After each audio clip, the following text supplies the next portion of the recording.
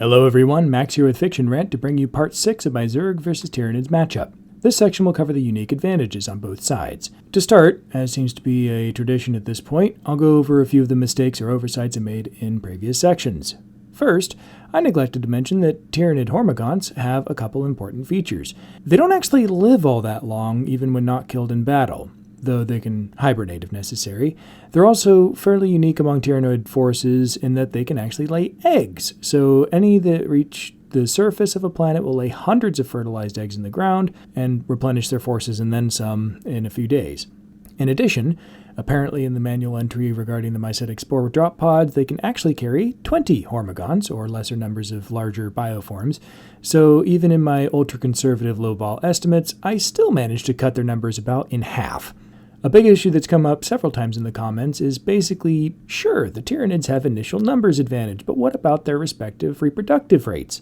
So if we go by in-game logic on this, it would give the Zerg a significant advantage, since even the largest and most powerful units can be grown and evolved in a matter of seconds rather than days, months, or years. The mighty Ultralisk only takes 60 seconds in-game. I'm going to reiterate once again, I am trying to err on the side of lore accuracy rather than game accuracy, because video game logic is silly and comes with some really big downsides. If I were to go by video game logic for the Zerg birthing rates, I'd be compelled to then limit them to a 200 population cap as well, and if I did that, this wouldn't be a contest at all. I don't care how powerful Zerg are or how fast they can reproduce, they aren't winning a match with 200 Zerg versus 2 billion plus Tyranids. Alright, time to finally discuss the unique advantages of each side. I'll start with the Zerg. Probably the biggest and most obvious advantage they have is that they actually build permanent bases complete with defensive turrets. There's a reason militaries since forever have built fortifications. Because they work. For a relatively small resource investment, you can build defensive structures that are capable of costing your enemy far more resources than you invested to destroy them. Specifically, the Zerg utilize spine crawlers and lurkers, which extend tendrils underground to attack ground units with spikes, as well as spore crawlers, which can attack area units using spores.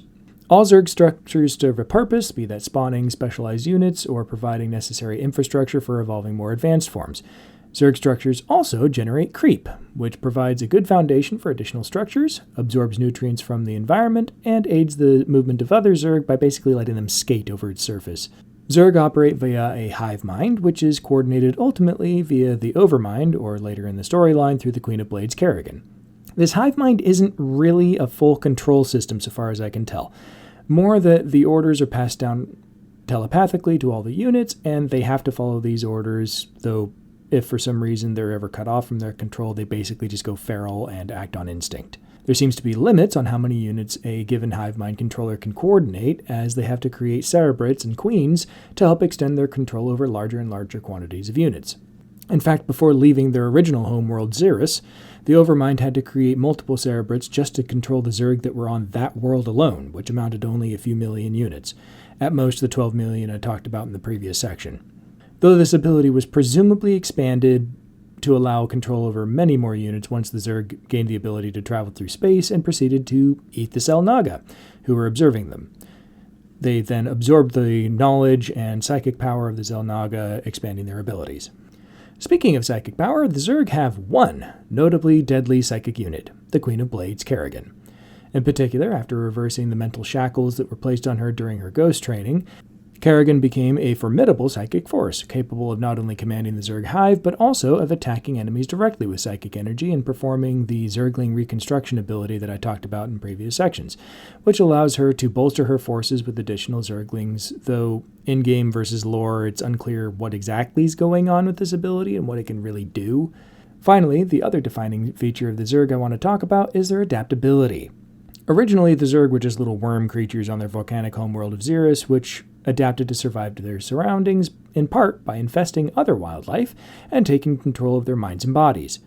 This ability then expanded as the hive grew to the point where they could intentionally modify their evolved forms however they liked to adapt to specific needs or threats.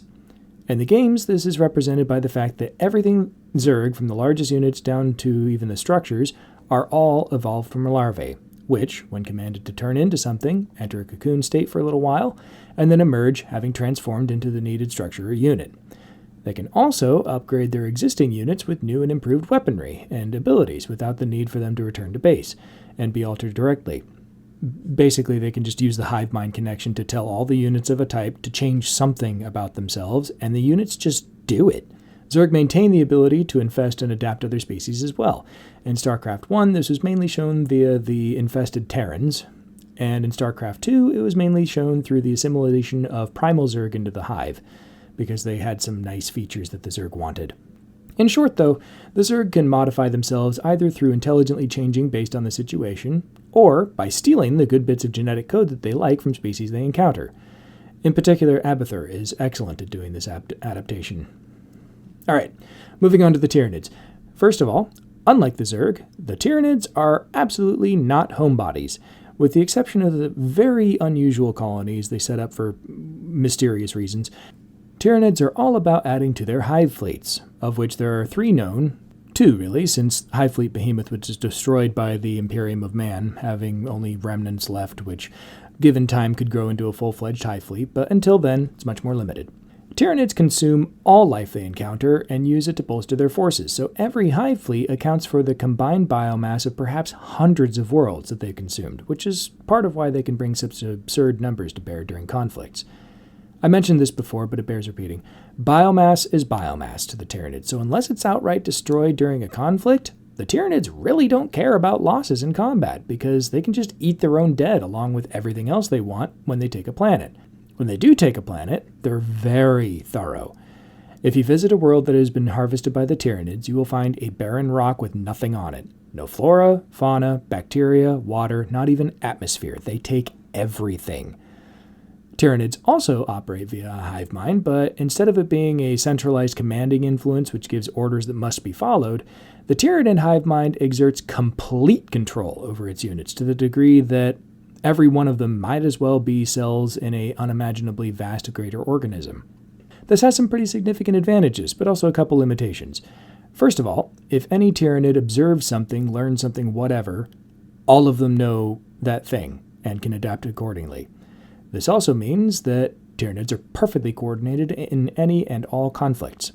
The main downside is that they essentially require psychic signal boosters units to extend their control. Those units don't actually control anything themselves, but they operate to extend the control of the hive mind around where they are. Typically, this isn't an issue because, if there's a hive fleet, there's plenty of psychic units around to extend control to the whole planet. Where this usually comes up is when smaller groups of Tyranids get separated from the hive for whatever reason, cutting them off from the hive mind and causing them to resort to more instinctive behaviors. The main times that this happens is when forward scouts are doing their thing, but I'll talk about them in a bit. Tyranids also have an interesting and phenomenally dangerous ability, at least in the context of Warhammer 40k universe, which seems to be inherent to their hive fleets, the Shadow and the Warp. For the uninitiated, the Warp in 40k is another dimension of chaos, which is essentially hell. And moving through Warp is how faster-than-light travel is done, at least for the Imperium of Man and a few other factions. In addition, Psykers are psychic beings who can channel the Warp to communicate over vast distances or attack their enemies. The Shadow and the Warp shuts all of that down almost completely. Where a hive fleet is, the Warp isn't. This means that slow crawl that can take years for a Tyranid fleet to exit their gravity corridor and fly to a world that they're targeting, nobody can call for help. They can leave, but it takes way more effort than normal, and when fighting, all but the most powerful Psykers can't use their abilities at all. I'll mention this again in the final matchup section, but as a quick aside, if the Shadow and the Warp works on Zerg psychic abilities, then the Tyranids just win by showing up, because the Shadow will shut off the Zerg hive mind entirely, leave their relatively limited numbers of psychic units completely useless, and it would be over just like that. This conclusion, however, is extremely lame and boring, so I'll be doing a more thorough comparison instead. Tyranids have multiple varieties of psychically powerful units. They do their things without using the Warp somehow. Technically, all of them are psychic to a degree since they're communicating over the hive mind, but more specifically, the Tervagons, Broodlords, Hive Tyrants, Zoranthropes, Carnifex, Lictors, and Tyranid Warriors all have some amount of psychic ability that they use to attack and disrupt their enemies or protect themselves. Speaking of Lictors, here's the reconnaissance scouts I was mentioning earlier. There's a couple varieties of scout Tyranids that I should probably mention. Lictors and Gene Stealers are usually the first step in a Tyranid invasion. They'll show up on a world well before a fleet to do any reconnaissance and such, and maybe do a little damage while they're at it. They operate independently from the hive mind, so they're specialized for stealth. This also means that the hive mind isn't aware of all the information that they gather until the fleet gets close enough to actually basically reconnect them to the network, then they get a data dump. Lictors are basically super warriors, which can render themselves nearly invisible and basically scout out the defenses and biomatter resources of target worlds while picking off targets of opportunity. Gene Stealers, on the other hand, get a little more involved, though in this particular matchup, I'm not sure how useful they'd actually be. They're not particularly physically formidable, at least compared to other Tyranids, but what they can do is build up cults of worm-infested locals, which, when the Hive fleet shows up, will wreak havoc by sabotaging and attacking important targets and infrastructure inside the defensive perimeter of the location in question. In this particular matchup, seeing as both the Zerg and Tyranids operate via hive mind, I don't see Gene Stealers being particularly useful, since operating in secret and making a cult of Zerglings would be basically impossible. Lictors, on the other hand, should be able to function just fine. Finally, Tyranids, like the Zerg, are also highly adaptable on the genetic level. They are quite capable of stealing the good bits of genetic information they like from things that they eat, and all it takes is a Norn Queen to integrate new ideas. What they can't seem to do is alter existing units. But since everything is food, all they've really got to do is just eat their own obsolete units and make new ones that include the new bits that they want. This adaptation works hand in hand with the forward scouts, the aforementioned Lictors and Gene Stealers. Those then provide information on what threats will be faced, and then the fleet will use that information to optimize their units accordingly. So we're against a bunch of really small arms types stuff. Okay, let's go ahead and concentrate on deploying a bunch of tank things that small arms will have trouble with. Oh, they're using lots of air units. We should probably send stuff that can take down air units, things like that. Eliminating the forward scout doesn't actually stop the Tyranids, but it does mean that their prep work is significantly less efficient because they just don't know what to plan for, so they just kind of spitball it and see what happens. I'm going to reiterate at this point that I will be treating both Zerg and Tyranids as they're described on the box, as it were, and I won't be anticipating the genetic arms race that would absolutely occur once both species began stealing from each other. The changes would just get too crazy too quickly, and I'm not going to go into all the time and effort of trying to anticipate that. There's other things that make each side special. I could go into all the different types of units and what they can do and the upgrades they can get, but there's other channels for that kind of thing. I don't need to be that thorough. But for the purposes of this channel, I think I've covered the main unique features that would actually matter for this matchup. So yeah, with all that said, what do you think? Is there some major feature on one or both sides that I'm totally forgetting to mention? If so, please let me know in the comments. I will address it in the next episode, and until next time, live long and prosper, and may the Force be with you.